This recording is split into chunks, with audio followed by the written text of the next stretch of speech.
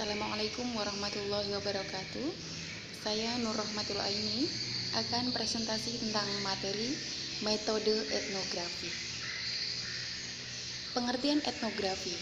Menurut Creswell, etnografi adalah suatu desain kualitatif di mana seorang peneliti menggambarkan dan menginterpretasikan pola nilai, perilaku, kepercayaan, dan bahasa yang dipelajari dan dianut oleh suatu kelompok budaya.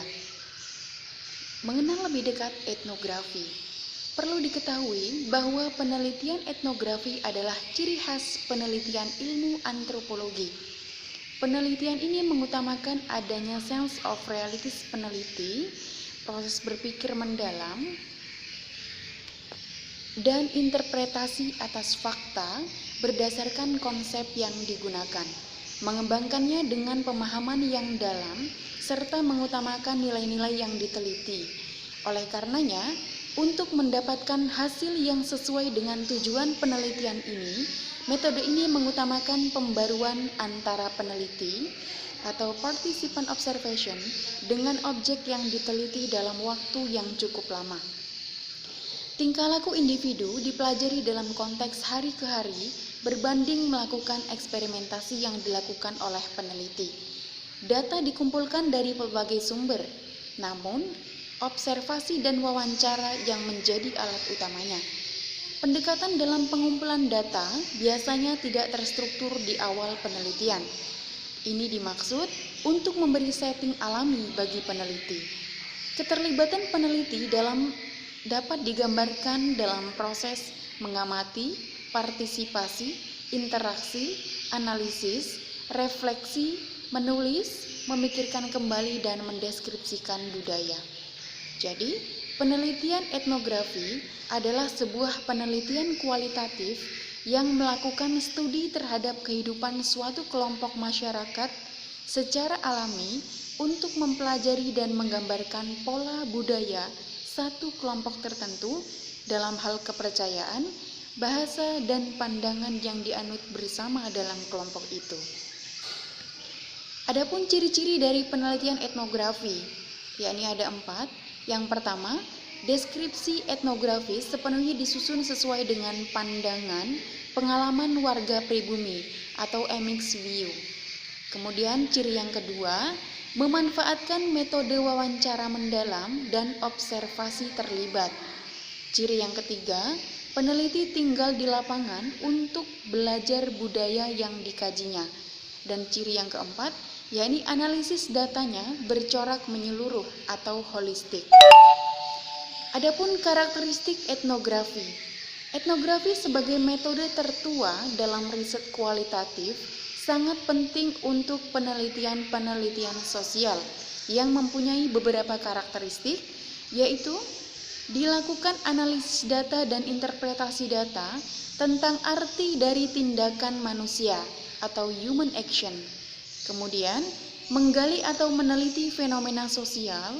Selanjutnya, data tidak terstruktur, dan karakteristik yang keempat yakni kasus atau sampel sedikit. Adapun prosedur etnografi. Yang pertama, menentukan apakah masalah penelitian ini adalah paling cocok didekati dengan metode etnografi. Kemudian, memilih tema kultural atau isu yang akan dipelajari dari suatu kelompok. Selanjutnya, mengumpulkan informasi dari lapangan mengenai kehidupan dari kelompok tersebut. Kemudian, mengidentifikasi dan menentukan lokasi dari kelompok budaya yang akan diteliti. Selanjutnya, menentukan tipe etnografi yang cocok digunakan untuk mempelajari konsep budaya tersebut. Dan prosedur yang terakhir adalah menuliskan tentang gambaran atau potret menyeluruh dari kelompok budaya tersebut, baik dari sudut pandang partisipan maupun dari sudut pandang peneliti itu sendiri. Adapun langkah-langkah dalam melakukan penelitian etnografi, terdapat 12 langkah. Yang pertama, etnografer atau peneliti menetapkan seorang informan. Kemudian yang kedua, melakukan wawancara dengan informan. Yang ketiga, membuat catatan etnografis. Yang keempat, mengajukan pertanyaan deskriptif. Yang kelima, melakukan analisis wawancara etnografis. Yang keenam, membuat analisis deskriptif. Kemudian yang ketujuh, mengajukan pertanyaan struktural. Kemudian yang kedelapan, membuat analisis taksonomis. Kemudian yang kesembilan, mengajukan pertanyaan kontrak. Dan yang kesepuluh, membuat analisis komponen. Yang kesebelas, analisis tema budaya. Dan langkah yang terakhir adalah menulis laporan etnografis.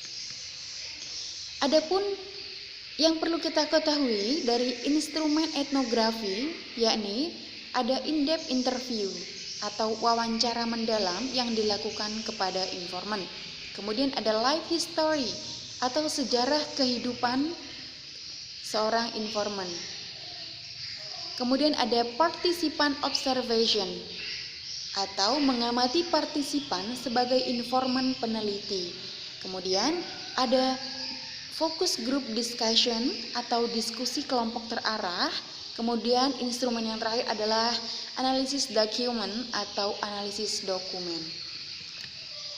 Kemudian bentuk laporan etnografis yang dapat disajikan oleh peneliti ada 6 bentuk laporan, yakni ada social science descriptions, ada ethnocentric descriptions, kemudian ada standard ethnographies, kemudian life histories, kemudian ethnographic novels, dan bentuk laporan etnografis yang terakhir adalah monolingual ethnographies.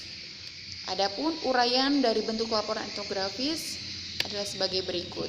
Yang pertama, social science description.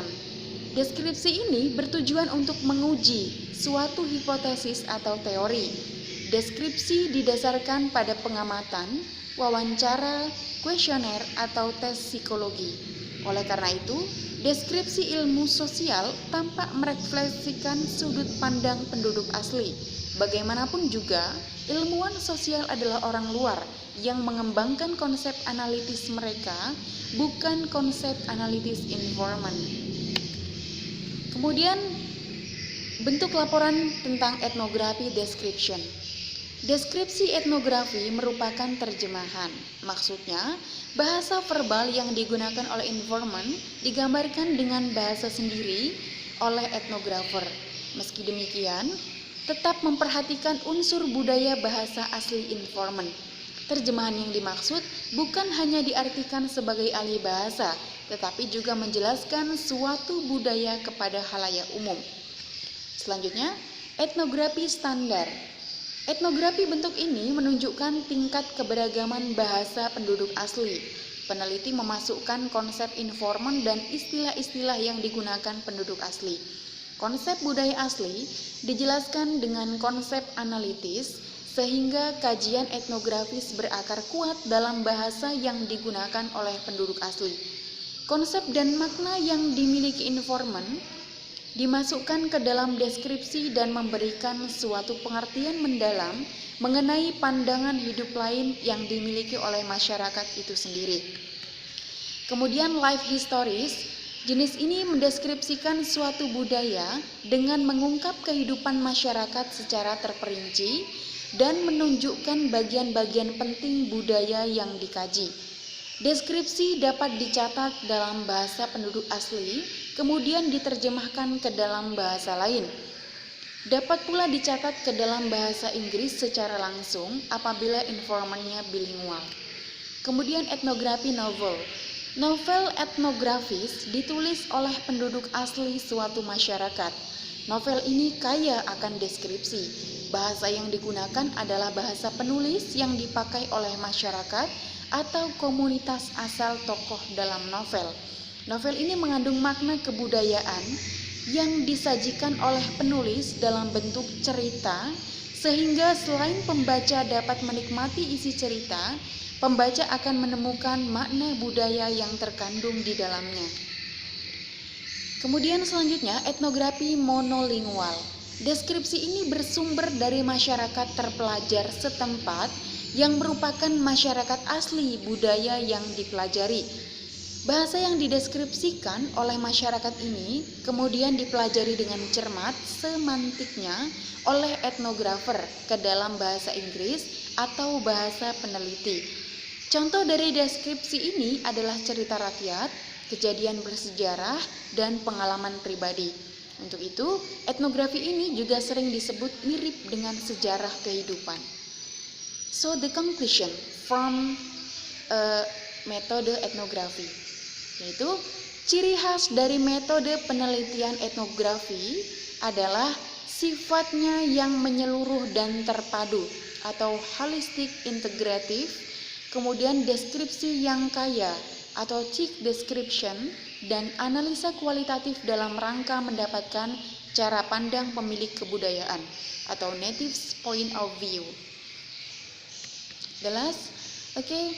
Thank you for your attention. I'm sorry for my mistake. In the last I say wassalamualaikum warahmatullahi wabarakatuh.